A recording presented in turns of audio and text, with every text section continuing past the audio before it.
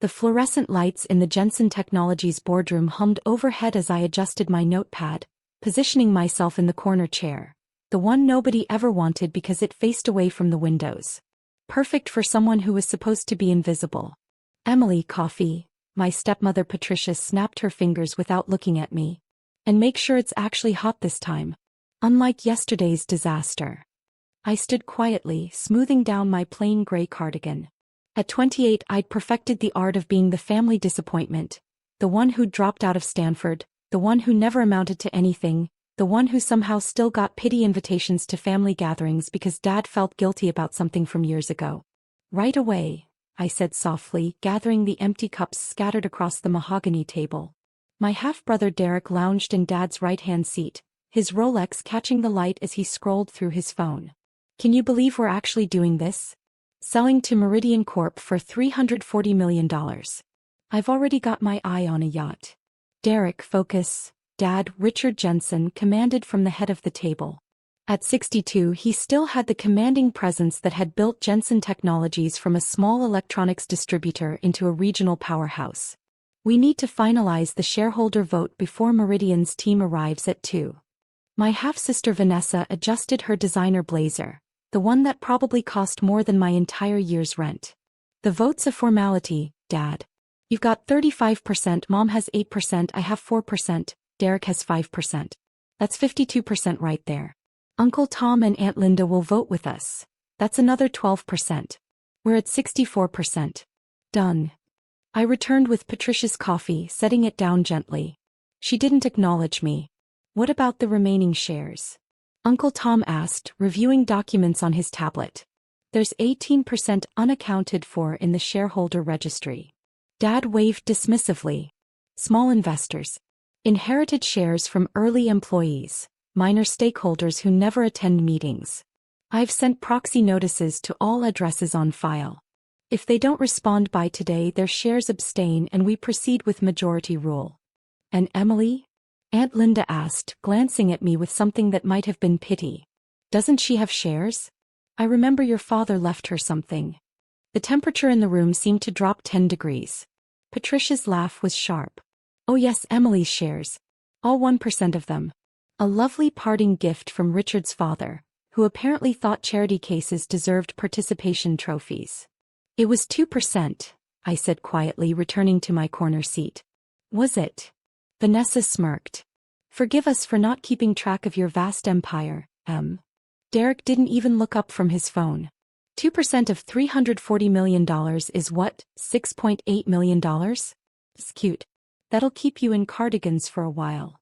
If the sale goes through, I added softly.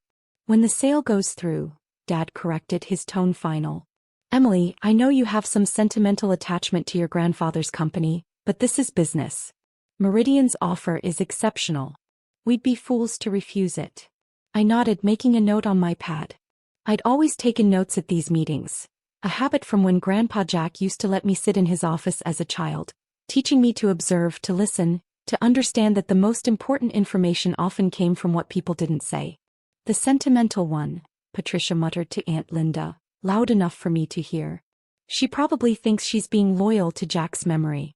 Sweet, really, if it wasn't so pathetic. Vanessa stood stretching. Speaking of Grandpa Jack, remember how he used to insist Emily was special? That she understood business better than any of us? She laughed. And look at her now. Taking notes at meetings she barely understands, living in that depressing apartment in Riverside, working part-time at that bookstore. It's a library, I corrected gently. I'm an archivist. Oh, excuse me, Vanessa said with exaggerated politeness. An archivist. How impressive. While you're organizing dusty books, I'm running the marketing division here. Derek's heading business development. What exactly have you contributed to Jensen Technologies beyond awkward silences and sad cardigans? I didn't respond. There was no point. Dad checked his watch, a Patek Philippe that Grandpa Jack had given him 30 years ago. All right, let's make this official. We need to vote before Meridian arrives. All in favor of accepting Meridian Corporation's offer of $340 million for complete acquisition of Jensen Technologies, signify by saying aye. Aye, Patricia said immediately. Aye, Derek echoed. Aye, Vanessa added. Aye, Uncle Tom and Aunt Linda said in unison. Dad nodded with satisfaction. Motion carries with 64% approval. Emily, for the record, how do you vote your 2%? Everyone turned to look at me. I could feel their amusement, their certainty that my tiny voice didn't matter. Against, I said softly. Derek actually laughed out loud. Against? Come on. You're voting against $6.8 million. I'm voting against the sale, I clarified, keeping my voice steady. Your objection is noted and overruled, Dad said, making a notation on his own papers.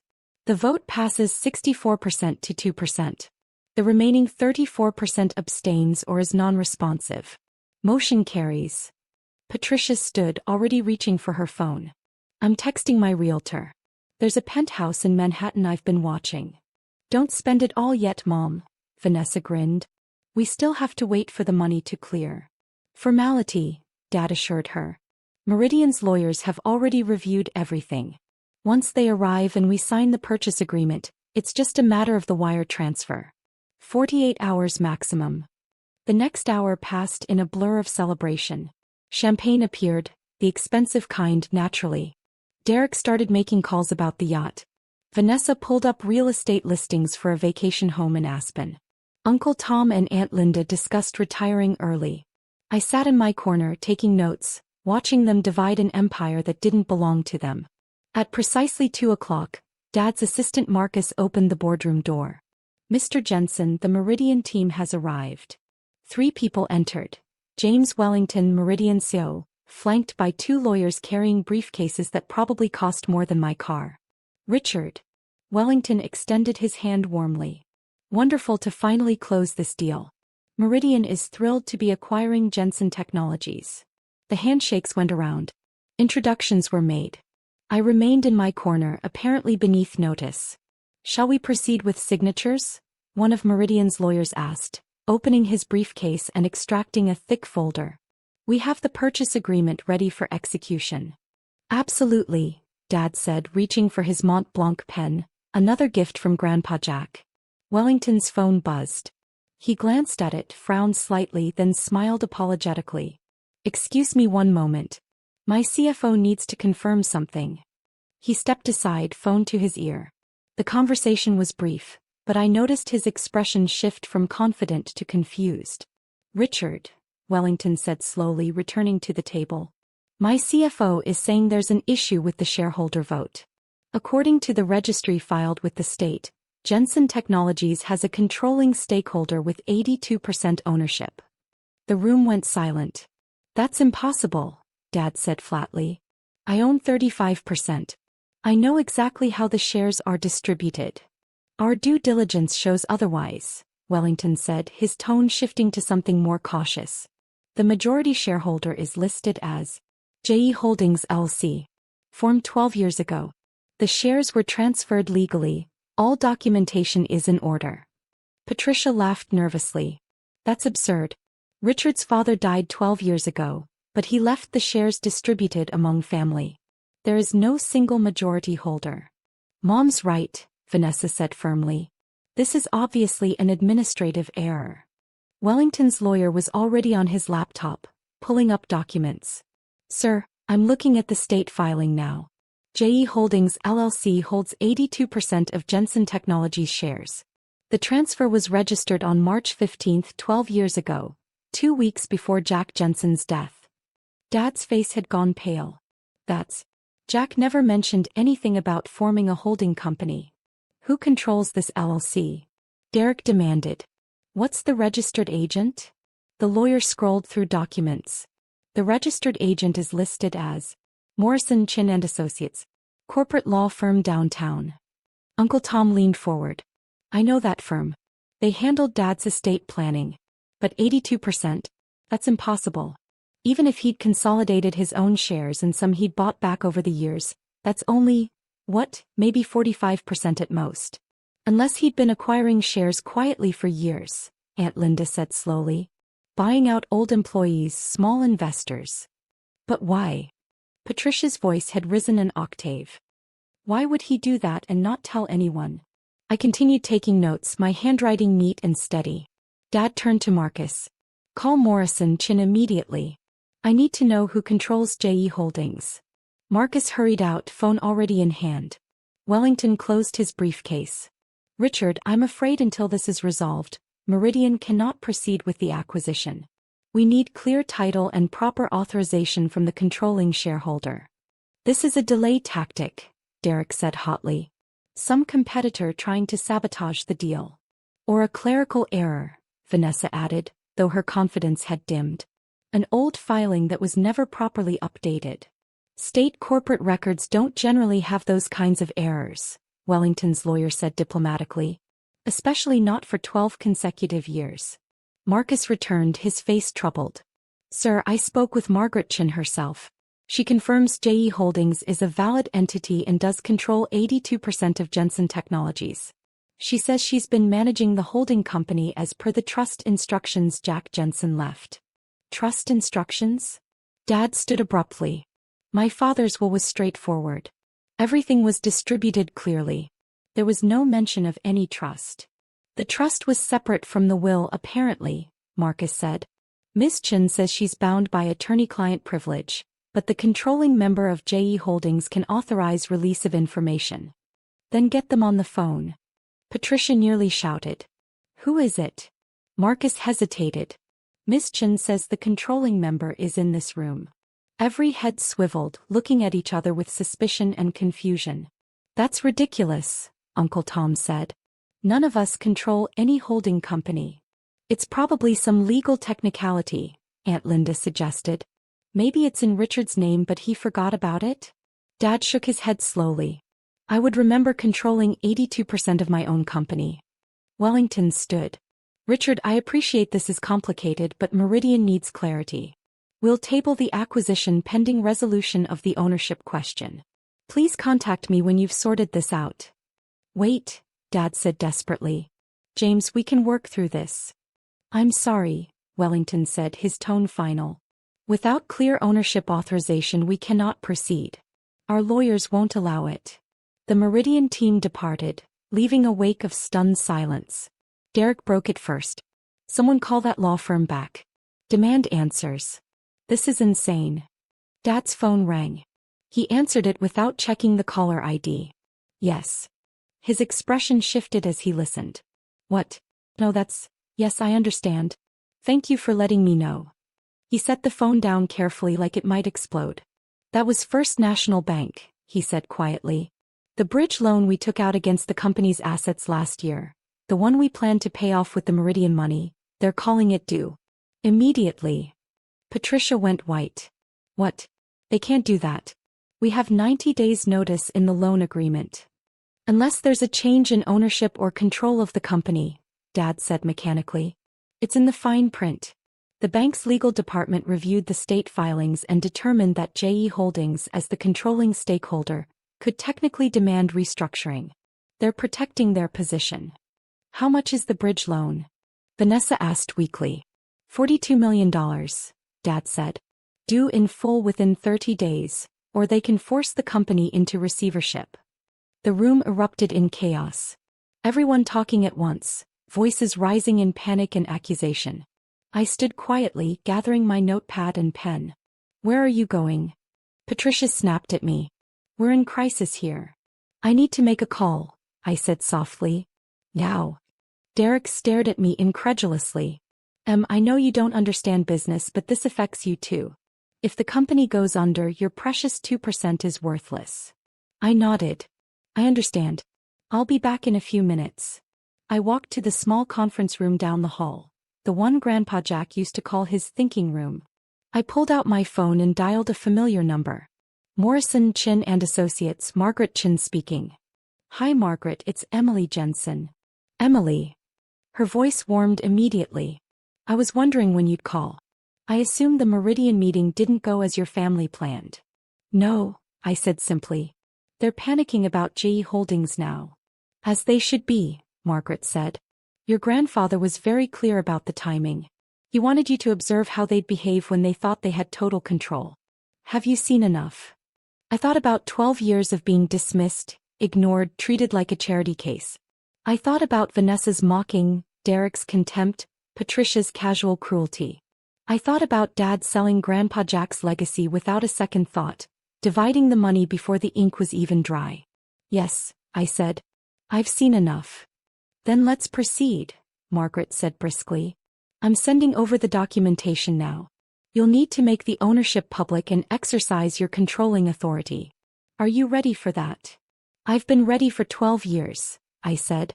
When I returned to the boardroom, the chaos had intensified. Dad was on his phone with the bank, his voice strained.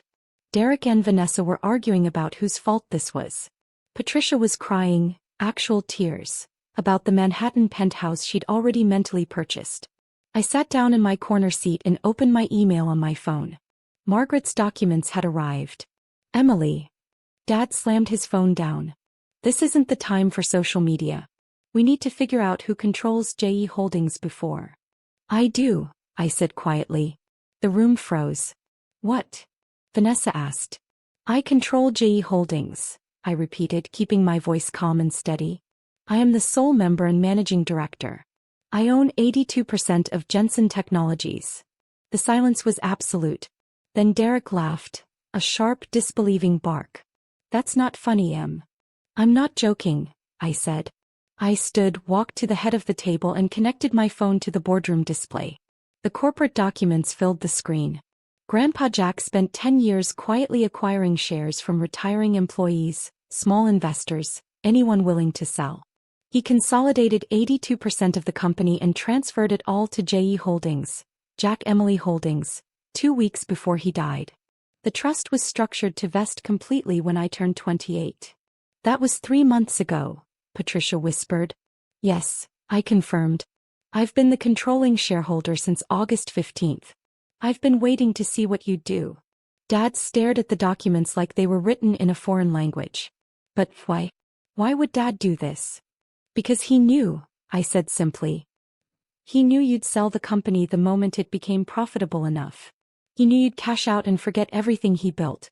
He told me the week before he died that you were a good manager, Dad, but you didn't love the company. You loved the status it gave you.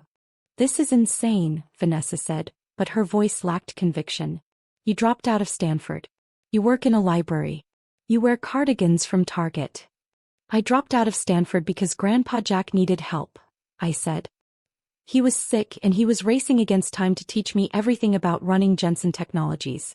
The library job is at the Business and Technology Archives downtown, where I've spent 12 years studying every successful tech company transition in the last 50 years. And yes, I wear Target cardigans. Because unlike you, Vanessa, I don't need designer clothes to feel valuable. Derek had gone very pale. The bridge loan, you knew about it? I've received every company financial report for 12 years, I said. As the controlling shareholder, I'm entitled to them. I knew you took out $42 million to cover the expansion into South American markets. An expansion that's losing money, by the way. I knew Dad planned to use the Meridian money to cover it. Then stop this, Patricia pleaded. Authorize the sale. We can all still win here. No, I said simply. No. Dad's voice cracked. Emily, that bridge loan is due in 30 days.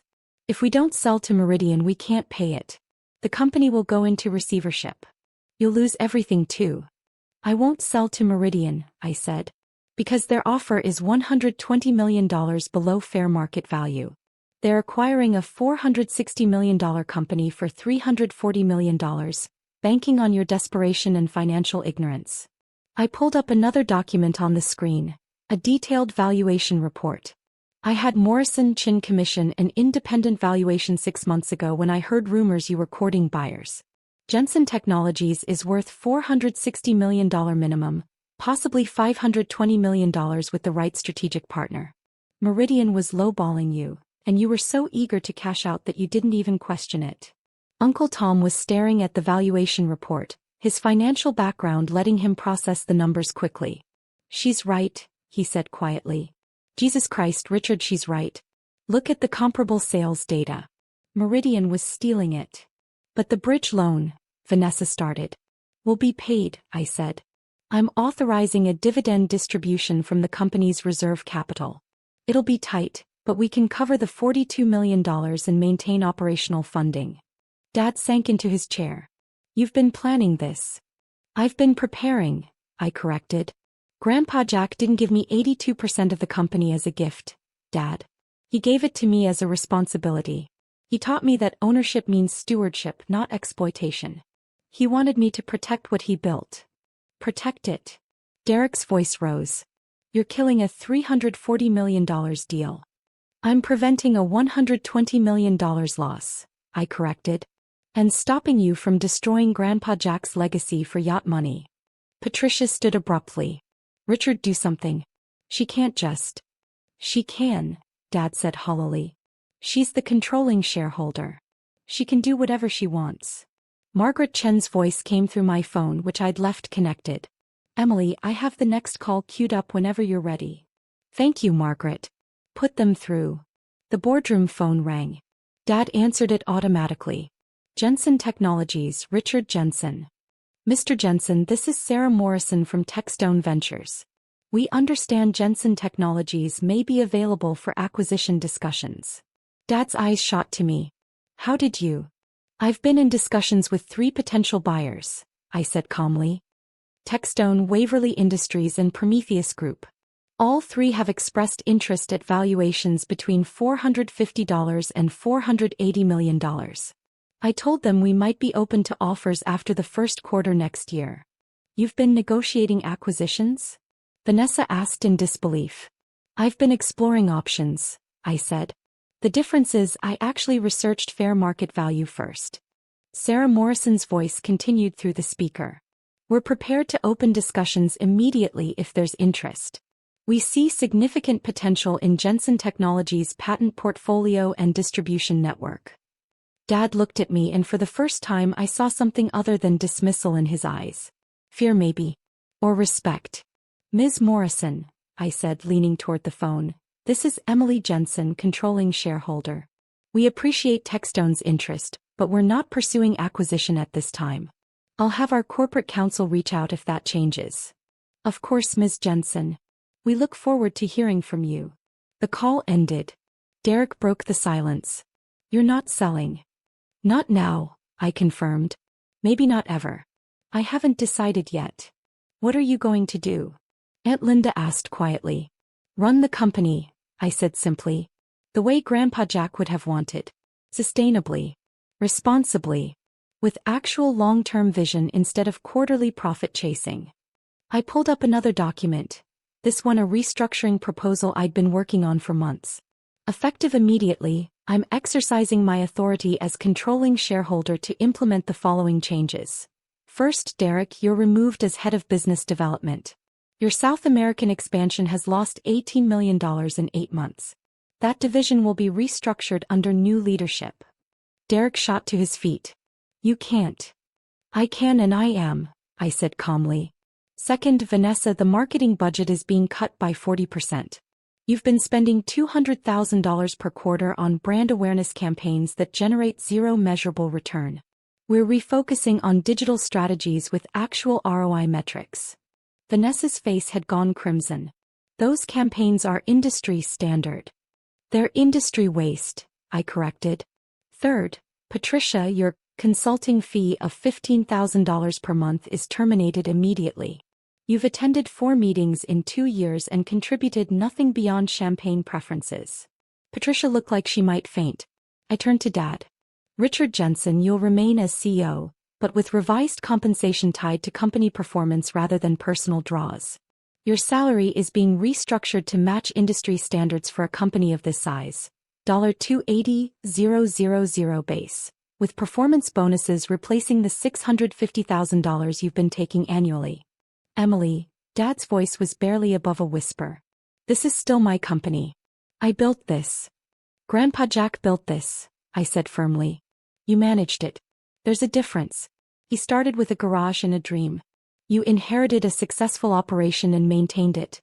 Competently, I'll grant you, but you were always planning your exit strategy. He loved the work. You loved the paycheck. Uncle Tom cleared his throat. And Linda and I? Your shares remain unchanged, I said.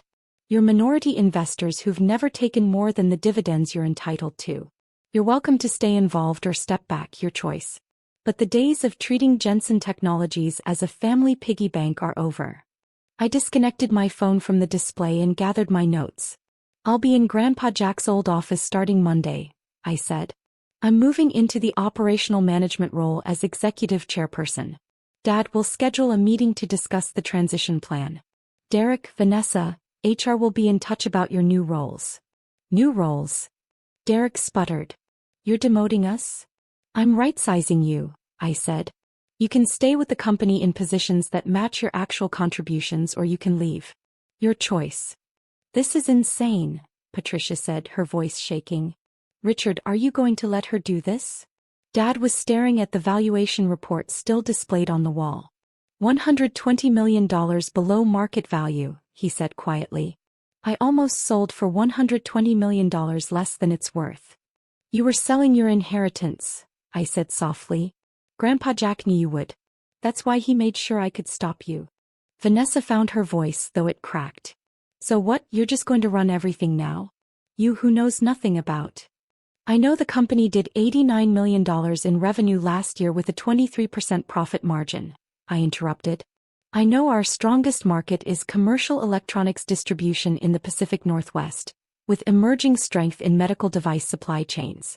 I know our biggest operational inefficiency is the fulfillment center in Portland, which runs at 68% capacity because Derek negotiated a lease 3 times larger than we needed. Derek had no response. I know our 3 most valuable employees are Sarah Chin in logistics, Marcus Thomas in operations, and Jennifer Wu in product development, none of whom have received raises in 18 months despite being headhunted regularly by competitors. That changes Monday. I turned to leave, then paused at the door. One more thing, I said. The penthouse in Manhattan, Patricia? The yacht, Derek? The Aspen property, Vanessa? Consider those dreams postponed.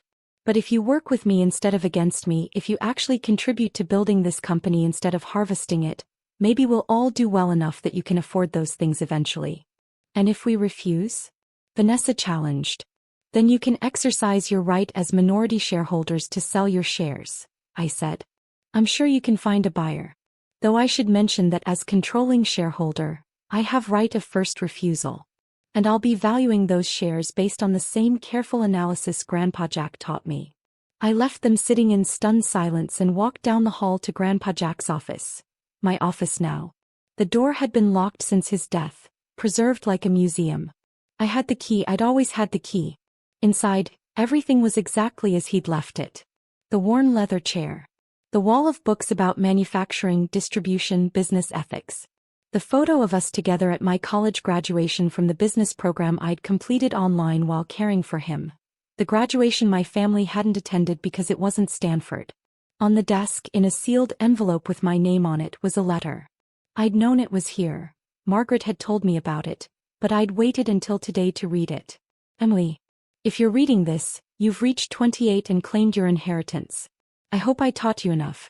I hope you're ready. Your father is a good man, but he mistakes money for success and status for achievement. Your stepmother and step-siblings see the company as a resource to extract rather than a legacy to build. I don't blame them.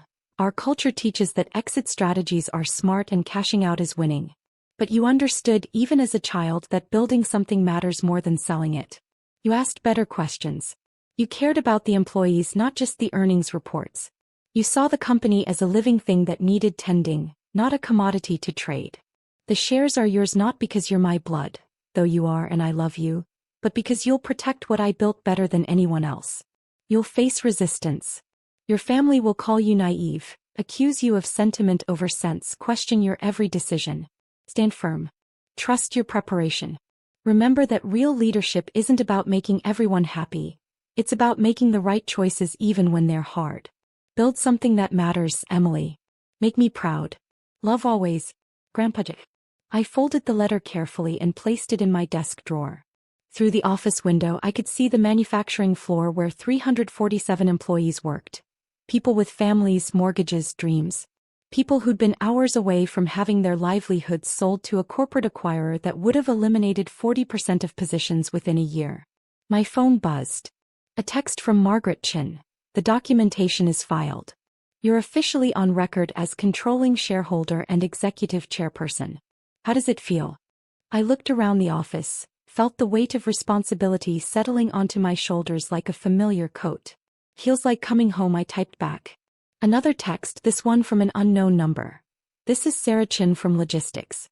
Marcus told me what happened in the board meeting. Thank you. Some of us have been hoping someone would stand up to them for years. Then another, Jennifer Wu here. Heard you're taking over. Does this mean the Innovation Lab project might actually get funded? And another, Tom Jensen. Your grandfather would be proud. I'm sorry I didn't see what he saw sooner. If you need an ally on the board, you have one. I spent the rest of the afternoon in that office, reviewing 12 years of financial reports, operational data, employee files. By the time the sun set, I had a clear picture of everything that needed to change. At 7 p.m., Dad knocked on my door. He looked older than he had that morning, the confidence stripped away to reveal something more uncertain. Can I come in? I nodded, gesturing to the chair across from my desk. He sat slowly, looking around the office. I haven't been in here since he died. I couldn't face it. I know, I said. You really knew everything? For 12 years you've been watching, learning, preparing. Yes. He was quiet for a long moment. Why didn't you say something? Why didn't you tell me you were being groomed to take over? Because Grandpa Jack wanted me to earn it, not inherit it, I said. He wanted me to understand the company from the ground up, to see how it actually works rather than how it looks from the corner office. And he wanted me to see who you all really were when you thought I didn't matter. Dad flinched. I'm not trying to hurt you, I said more gently. But Grandpa Jack was right, you were always planning to sell. You saw the company as your retirement fund, not your life's work. And you see it differently? I see it as 347 people's livelihoods, I said. I see it as a legacy that matters. I see it as something worth building instead of cashing out. He nodded slowly. The Meridian offer. Was I really about to lose $120 million? At minimum, I confirmed. Possibly more. Wellington saw you were desperate because of the bridge loan. He structured the offer to exploit that desperation. And you have other buyers interested at higher prices? 3 of them, yes. But I'm not interested in selling to any of them right now. Maybe someday if the right opportunity comes along, one that protects employees and preserves the legacy. But not today. Dad stood, walked to the window overlooking the manufacturing floor. Your grandfather and I fought sometimes. He thought I was too focused on short-term gains. I thought he was too sentimental about business. You were both right, I said. Business needs both profit and purpose. He turned back to me. Can I stay? As CEO, I mean. Or do you want me gone? I want you to stay, I said honestly. But I want the version of you that actually cares about the company, not the version that's counting days until retirement. I want the Richard Jensen who helped Grandpa Jack build this place, not the one who was planning to sell it to the first buyer with a checkbook. That's fair, he said quietly. And probably more than I deserve after today. Tomorrow is Monday, I said. Fresh start. We have a bridge loan to restructure, a South American division to salvage or shut down, and about 300 employees who deserve to know the company isn't being sold out from under them. Think you can help me with that? For the first time all day he smiled. A real smile, not the corporate mask he usually wore. I think I'd like to try. After he left, I sat alone in the office as darkness fell outside. My phone continued to buzz with messages. Some supportive, some confused, some angry. Vanessa had sent a 3-paragraph text full of accusations and wounded pride. Derek had sent a terse, "This isn't over." Patricia had sent nothing at all. But there were also messages from employees I'd never met, thanking me for saving their jobs. From managers expressing relief that someone was finally addressing long-standing problems. From Margaret Chin confirming that all legal documentation was properly filed and my authority was unassailable. I thought about Grandpa Jack's letter, about his faith that I'd be ready for this moment. I thought about 12 years of being dismissed, underestimated, treated like a failure. I thought about wearing Target cardigans to board meetings while my family dripped in designer labels, knowing exactly why I did it. To stay invisible until the moment I chose to be seen. The moment had come. And I was ready. In the corner of the office, half hidden behind filing cabinets, I found one more thing Grandpa Jack had left me. a small plaque that had hung on his wall for 40 years. The best time to plant a tree was 20 years ago. The second best time is today. I hung it back on the wall where it belonged. Then I opened my laptop and got to work. There were 347 employees counting on me, a legacy to protect and a company to build. Tomorrow the real work began. But tonight, sitting in my grandfather's chair in the office that was now mine, wearing my Target cardigan and looking out over the manufacturing floor where it all started, I finally understood what he'd known all along. It was never about the money. It was about building something that mattered. And that was something my family had forgotten, but something I would never let them forget again. The lights of Jensen Technologies glowed in the darkness, and somewhere in that light I could feel Grandpa Jack smiling. "Well done, Emily. Now show them what you're really capable of." And I would. Starting Monday,